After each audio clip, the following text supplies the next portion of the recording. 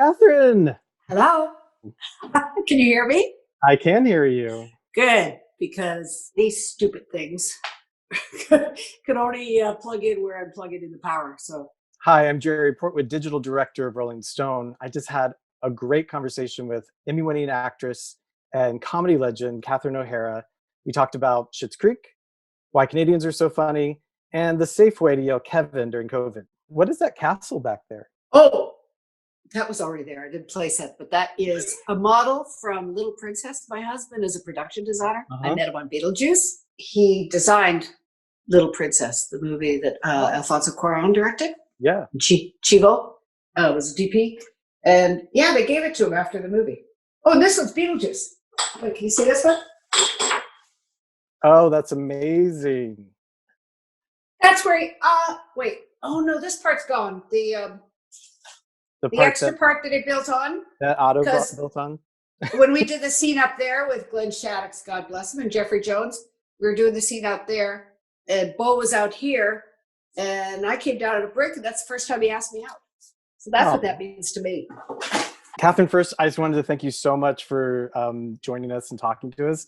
Thank you. You're going to be our last interview of this series of the year, and I thought, Wow. yeah, what better person than somebody who's had such a I think a hugely influential year on so many people. I mean, in so many ways, TV became this comfort for so many of us while we were in quarantines or in Yeah. isolation or trying to be safe. And so many people just loved Schitt's Creek, of course. And so, thank you. Thank you. Thank you, And people, for watching. and tell me, I mean, just tell me a little bit about. I mean, you live in LA, correct? Yes, I do. Yeah. So, right now I know you guys are going through a new lockdown and you've obviously had to go through waves. So tell me a little bit, just tell us what your year has been like. I mean, how have you gotten through this year? Let me say, first of all, we're healthy, thank God. We didn't get COVID, knock on wood. And, if you really think about the suffering people are going through, there's no sense in having this conversation. Sorry. But I guess it's a break from reality. We're very lucky, and I'm kind of a homebody anyway. So it wasn't. This is a fortunate thing to be able to say. It wasn't too different first in March, thinking, oh well, we'll stay in, and it just wasn't aware. Of course, we weren't aware of how horrible it was going to be. So it just seemed like a new thing. So when the power goes out, you think, okay, we'll light some candles, and then it's not fun anymore. And this after a while, I was like, okay, this is really bad, very serious. And of course, now, oh my God, how could it be worse? And then a new strain, a new mutant COVID. Thank you, God bless us. But in my privileged life, I like being a homebody, and I was able to get paper goods and sanitizer and stay safe. But you did make it to the cast, to be with the cast for the Emmys. Yes, we did make it to Yeah. Canada. Daniel, I think, talked Eugene into having a party. It was going to be in Eugene's backyard, and then that didn't seem safe. And then, yeah, so we had that lovely festive affair. And I think, because of COVID, everything was strange and different, and we couldn't be at the event for that. But because of COVID, people actually watched our show, and we got to be nominated. I think that, it wouldn't have worked out otherwise, I don't think. It's been such an interesting ride with that show because, at first it was on a different network before people really accessed it through streaming the way they did. And I remember watching the first season or trying to watch the first season and not liking it. Like, I remember thinking, I do not like these people. And it kind of felt like this Kardashian kind of like, what is this? But then falling in love with the characters and seeing them progress and transform and change and become likable. I mean, did you know that you guys would become that likable by the end, or did you always like Mara and the I always liked all of them. Yeah, of yeah. course. You get in character and you defend yourself to the death. But I love that Daniel and Eugene, who were running the show at the beginning together, later Daniel really took over, with Eugene there as guidance. But I love that they didn't try to make us likable. really didn't have to try ever. We just sort of grew, um, and matured and found out what was important in life. But I love that they didn't try to make us likable at the beginning. And I heard that what you said about not liking us from a lot of people. And I'd say, well, how would you now? How's anybody on their worst day? And how do you judge anyone by that? And these are people who've had their lives, whatever you think of those lives, they've had them ripped out from under them. So you're not going to be at your best. Mm-hmm. And we weren't. And I'm glad that the people who stuck it out, like you, thanks, or maybe you were forced to go back and watch it again. I'm grateful that people stuck with us. We're lucky that we did start small. I mean, CBC, the network with which we made the show at the beginning, were really supportive and made sure Canadians heard about us. But I'm glad we had that time to find our way and to grow. And I'm not sure Daniel always knew what he was going to do, but I'm glad he had the chance to do it. Yeah. It's been fascinating, though. I mean, so many of us, I mean, I've been watching your movies and TV shows and SCTV and everything for so long, but there's a whole generation that only just discovered who you are. Is that shocking to you? I mean, isn't it weird that they're like, oh, wait, this is the mom from Home Alone. I didn't. Oh, yeah. I've seen those tweets. I don't tweet myself, but I've seen those tweets. They're like, what? That is what? That's the same woman?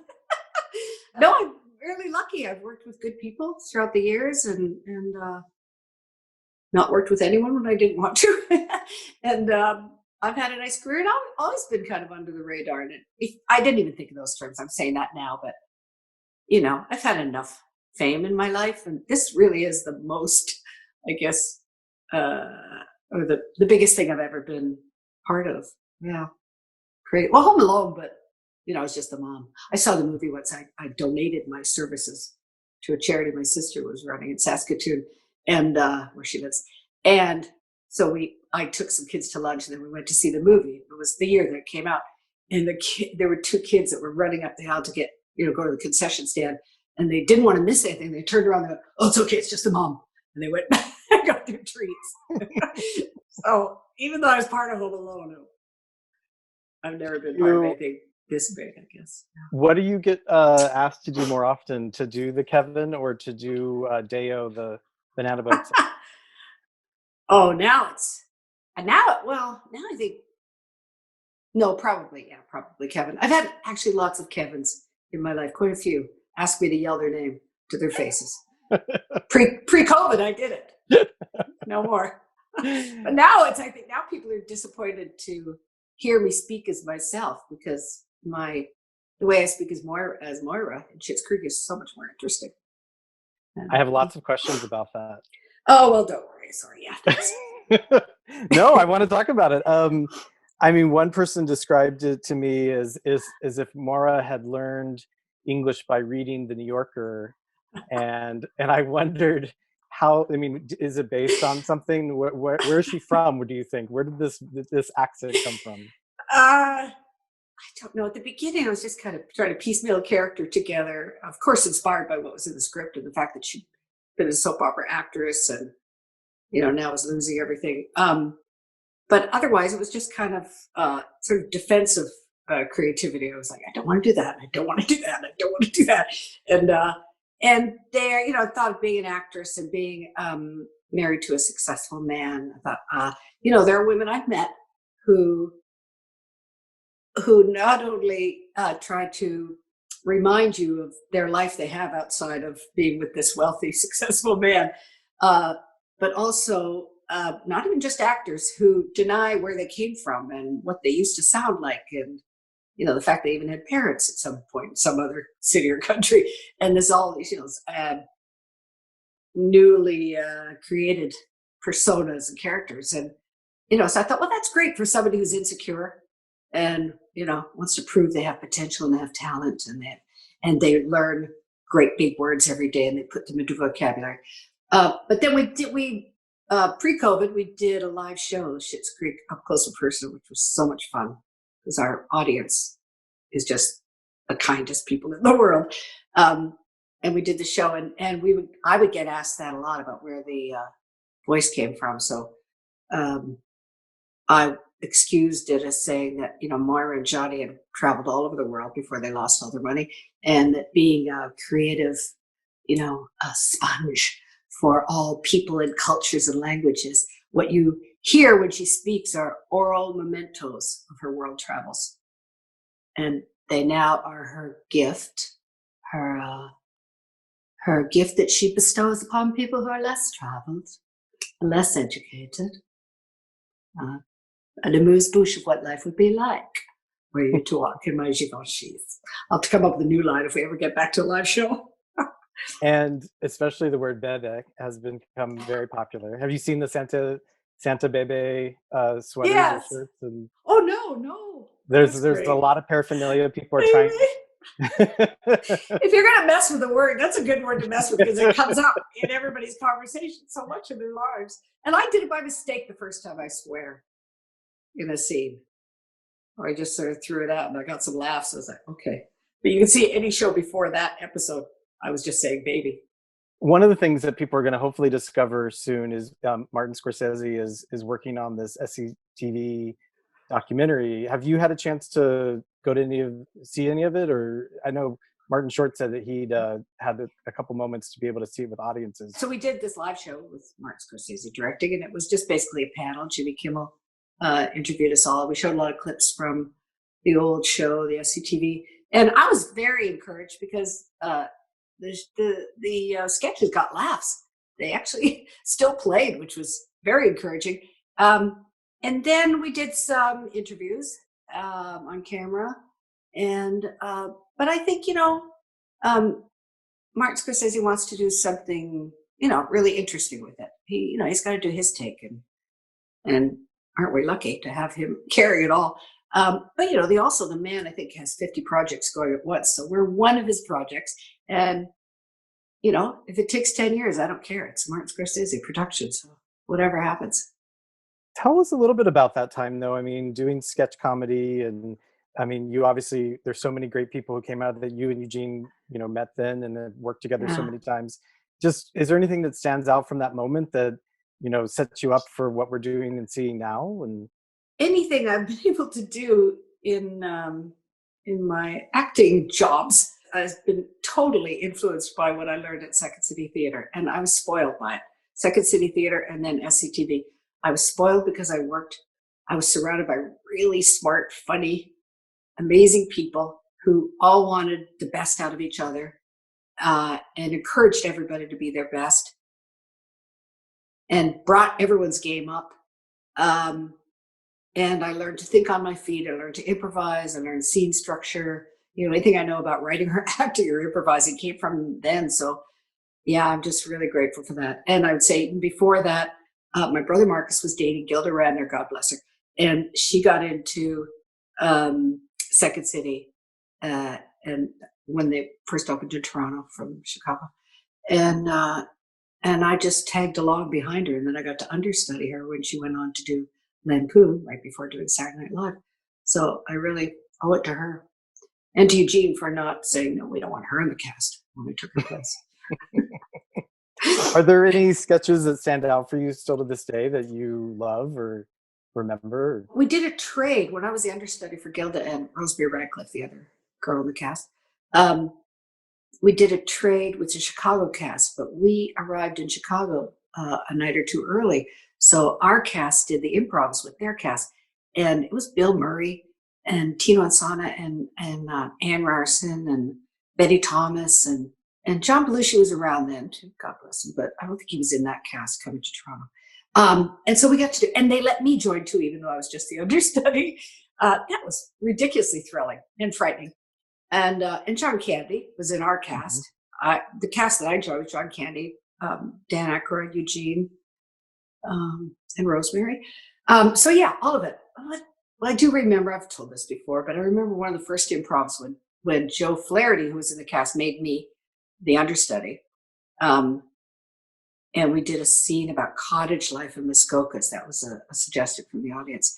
And so they said, okay, let's do a scene.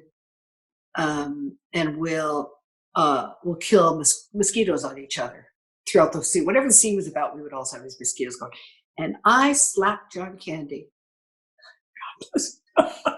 100 times, and I didn't know how to fake a slap. So I was just slapping that man. And the good man that he is and was, didn't punch me in the head. We just came off. We came off stage. He said, "Do you know how to fake a slap? Could you learn how to fake a slap?" Just slapping him, and more nervous. So there's way more energy than there should have been, even with a normal real slap. It was just like smart. One of the things Martin Short actually did tell us in a recent interview we did with him was that Canadian actors had an advantage over Americans because they could observe Hollywood and fine tune it and have more of an outsider perspective. And of course, we always go back and forth. Oh Like, yeah. why are Canadians so funny? But how do you see that? I mean, do you agree that there's something that you guys are bringing to it because you're looking from this outside perspective, or is that all made up by us? Well, I agree with Marty. Yes, we were greatly influenced by comedy that came not just from U.S. but from England and Ireland. And Monty Python. Just revered them. I was in high school. I went to the airport to meet them when we heard a flight was coming in. And Canadians have, I don't know about now, but when I was growing up there, they didn't have this heavy duty nationalism. We're the greatest, like we have in this country. And that's a good thing because, it does make you look outside of yourselves and be aware of the world and not take yourself seriously. And I think that Canadians have not only a sense of humor about others, but also about themselves, which I think is the healthiest and best kind of sense of humor to have. And there's an edge to it, but with compassion and love, but there's a good like dark sense of humor too in there.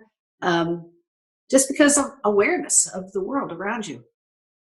I was shocked when I first watched the Olympics in America because they rarely showed the other Olympians from other countries. Even if the American lost, they would go back to the movie that they made ahead of time about that athlete and how they were leaving. It was like, what about Sweden? They just won.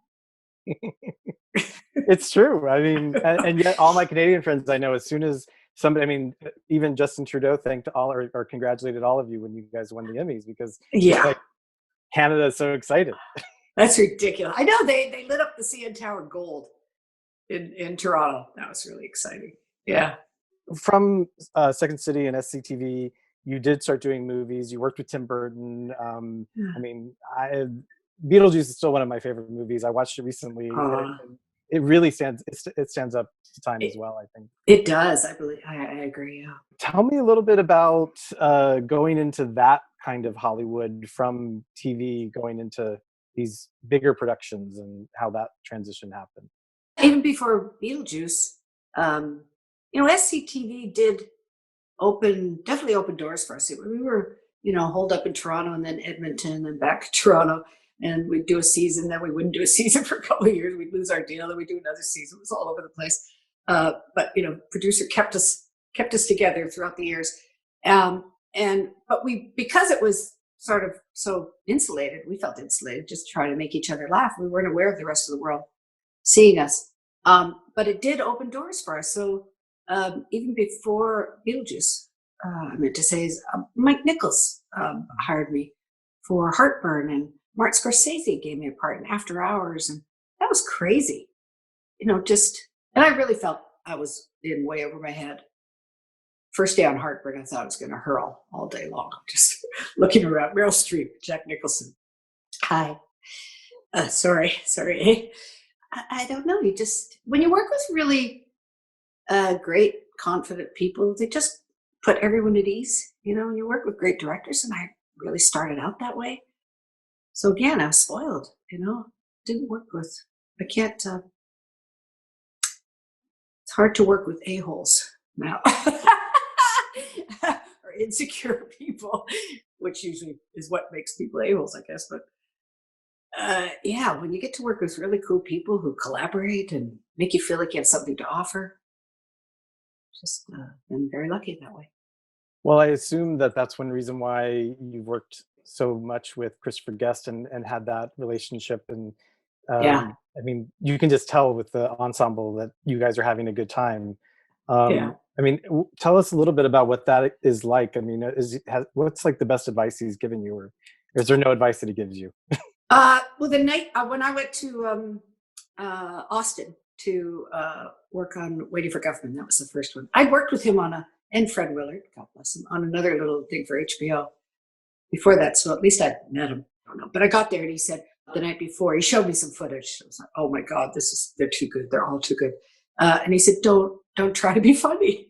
He said, don't just be in character. Just because we shot, I think, 80 something hours. It was cut down to 96 minutes or whatever it was.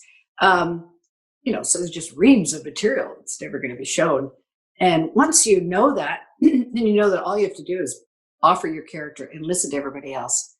And you do as much prep work as possible. I guess all the dialogue is improvised, but there was a lot of great details in the scripts that inspired great dialogue, and they would put jokes in. And you prepare as much as you can, but then when you're working with great people, and I would say all those great improvisers are also great writers, because you're not just thinking of what you're doing in the scene, you're thinking of where the scene needs to go, what beats need to come out in the scene. So everyone's aware of the structure, scene structure, while they're improvising. But you also, when you're working with great people like that, you also feed each other so many details about your character. Another character says, "Oh, remember we did whatever." And the basic rule of improv is yes and. You go, "Oh yeah, and yes I do," or you say, "No, but what about you?" You're feeding off of each other the whole time. And when you have such good people around you, you just sort of stand there in quiet character and still look good. As we go into Schitt's Creek, I was curious about the wigs, because it's impossible for me not to be obsessed with them. Just like Dan's sweaters and your outfits and all of the different details that you guys have that are never even commented on normally. Did you keep any of the wigs? Anya offered me, our hairdresser, great hairdresser,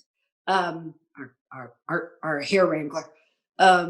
She offered me whatever. She has a ton of them, boxes and boxes of them, even the ones we didn't use. And I took a couple because really, I wish I had more reserve, but I'm not going out wearing wigs all the time. Although I did put some pieces in today, really haphazardly, so I better not move my head in the wrong way. Yeah. What did you choose then? Which wigs did you choose? I took the pink one, which was lovely. It's very flattering, and at least I think it is. And I took Moira's Sunset. What was her character's? Good. Vivian, her soap opera character's hair. Just really like strawberry blonde, bangs, hair pieces, clip-ons. What else? No, if I had somewhere, because I have wigs from over the years. I have a great Lola Heatherton wig that Judy Cooper Seeley, God bless her, our hairdresser from SCTV, made for me. And I wore that in my last scene in the motel, my scene with Annie, with Alexis, this wig where I'm writing my speech for the wedding. I have that, and I have, a few wigs. But if you don't have proper storage, it's just, right. I don't want to mistreat them, And Anya said, I can borrow one anytime I want. So, and I have some great wardrobe pieces that the Levies were kind enough to let me take. Yeah. Which one? My Givenchy boots. A queen, great little jacket. Oh, just a rack of very cool stuff. You guys had such a great chemistry as a family, and yet you also are working with family members on the show.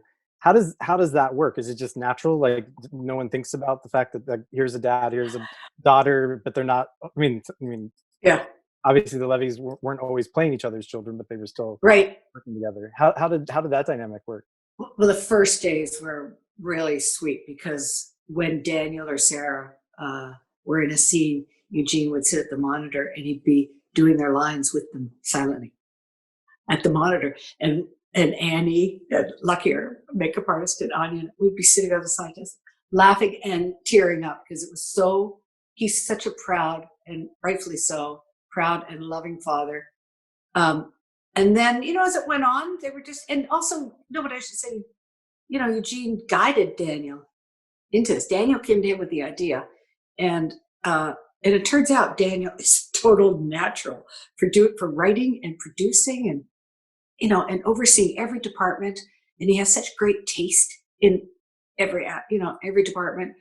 So he's really born to do this. But, Eugene, being the loving and talented father he is, really nurtured him. But that comes from the top, if the vibe on the set, working with family. Because right after I signed on, I thought, ooh, what if I have an argument with Daniel or Eugene? I'm never going to win. Or what if I just, trying to sell an idea? I'm never going to get, which was not the case, thankfully, because they're such a lovely family. They really are. And I think you could see that with the, with the love that the script is written, with which the script is written, with which every story and script for the show is written. They're just really, Eugene and Deborah Devine, Levy, his wife, lovely parents, and totally professional on the set. Eugene gave full authority and respect to his son because he earned it and deserved it. I'm never going to be able to work with a-holes. I told you. I've worked with the best people. One of the things that I think, you've had gay fans for a long time, and this show is such a kind of like gay utopia in some way. Like there's no judgment. It's just things are allowed to happen. Tell me, people might not, especially younger fans, might not remember that this is like a very unusual story in that way. To have openly gay characters, a gay wedding, and that sort of thing. What was and that just have a relationship. You mean two people who just meet, get to know each other, fall for each other, fall in love, want to spend their lives together, get married. Yeah. That should not be that unusual, should it? But unfortunately it is. A lot of people have written to Daniel and all of us and, tweeted or whatever, about how it has made them see people differently. People that didn't even know they had any bias, and not hateful people at all, just, I don't know about gay people, just don't know, never been around them, just to it's even stupid to say, but just to open up people's eyes and minds and hearts to see that we're all just people and we deserve love and we deserve to be respected, and and that's just the way it was. Daniel never said to me, I don't know if he said it to anyone else, but he never said, and we're going to treat people this way on the show. We all just sort of knew that's the way it would be. And Eugene and I individually decided, Moira and Johnny were going to be a loving couple. That Moira's not going to harp on him about losing all her money ever. I never harped on him. They're a loving couple. And even though they've been, their kids were raised in captivity of money. We thought we were great parents and we loved them, and there was just no question. And I was never given some agenda on paper or orally. It was just, that was the vibe in not only on this, in the writing, but on the set. And, Daniel wants to live in this world, and so do I. It just makes sense. It's so stupid to waste time. Why? I don't know. But so many laws, I think, about, anti-gay marriage or insurance, gay couples having insurance in each other's name or anything. All of that, I don't even think it comes down to anything religious or moral. It's about money. It's so often about money. And if somebody else gets something, then that's less for me. Obviously it's a great message for people, even if it just seeps in through osmosis, right, through comedy. Yeah. I know it's kind of an annoying question to ask, but is there any other legacy that you hope from this show that will come out after now that the show's over, like that people will look back and say, oh, Schitt's Creek, that's what that's the legacy of that show? Well, I think COVID will have a lot to do with it. Unfortunately, who knew that? By the way, my answer will be more annoying than your question in all cases. But who knew that our little comedy, and hopefully they remember the laughs, by the way, because as much as we talk about this and the lovely influence it's been on people, or the comfort it's given people in this crazy year, I also hope they remember laughing because it's a comedy, which is great. It's hard to mix both, to drama and comedy, and I think they did very well on this show. Who knew that our story about a family being suddenly holed up together in a small space, adult children and parents, would be the story for so many millions of people this year, and that people would be stuck at home and so heavily dependent on entertainment coming into their home, and there we were. But also, I think it's because people really related to, to getting to know each other. And if you're fortunate to have homes and to be with your family, how great is it if you can embrace that and be grateful for that time together and learn about each other and see each other as, and you get to see your adult kids as adults, which is hard to do. It's hard to stop parenting. But, when you let each other grow before your eyes and fall in love with each other, that's, I don't know, the Roses set a nice example. I like to think that I could do that with my kids. Well, yeah, just so you know, everyone wants you to sing Santa Baby. Santa Baby. So that's the thing. Any other advice you want to give people for the coming weeks? Just God bless you. Wow. Take care. Take care. Assume you have it. That's what I've been saying since March.